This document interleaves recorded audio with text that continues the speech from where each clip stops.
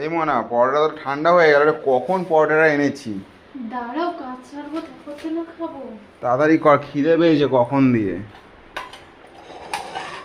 আজকে লাচ্ছা পরোটা এনেছি, অন্য দোকান দিয়ে এনেছি আজকে।